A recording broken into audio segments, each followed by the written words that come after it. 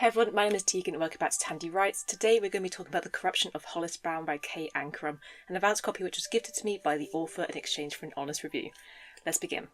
Born to a blue-collar American dream, Hollis Brown is stuck in a rotting small town where no one can afford to leave. His only bright spots were his cool girl best friend and the thrill of fighting his classmates.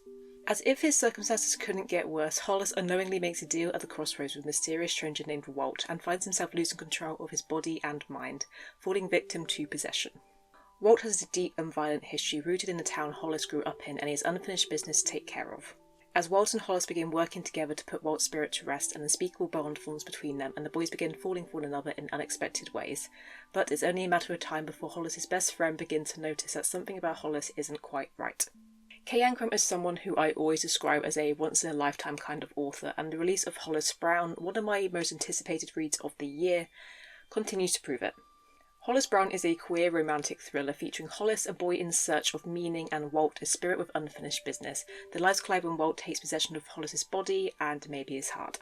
It's a story about possession where the end goal is to fall in love with your possessor and protect your love rather than exorcise them, and it's simultaneously a trauma-infused story about undoing a generational curse that turned their hometown from a place of hope to somewhere where dreams go to die. It's a love letter to healing from trauma and to the importance of connection and empathy, as most Ancrum works are.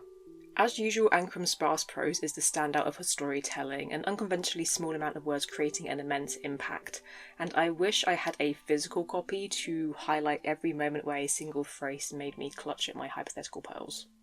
It's beautifully written and intimate and poetic, and everything I want from such a vulnerable story. Her vignette-style format, these numerous short chapters that capture various moments in time, gives the story a fast and engrossing pace while being incredibly accessible for newer or neurodivergent readers. Hollis' corruption and resulting symbiosis with Walt is obviously the standout part of the book. It's the mortifying ordeal of being known in the most invasive way possible, having someone else force their way into your body like a parasite, and having immediate access to every thought you've ever had. But it's oddly romantic, with a level of yearning and tenderness that I wasn't expecting, but should have based on snippets, and I could sit there and watch Hollis and Walt just talk to each other for hours.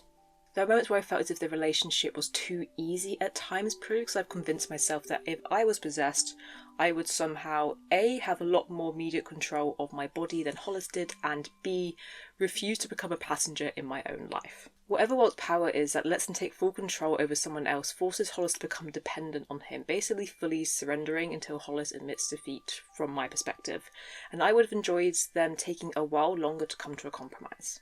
I would also love some kind of spin-off story about how the relationship progresses past the end of the book, because I am fascinated by their dynamic and surely that level of codependency or symbiosis can't be healthy.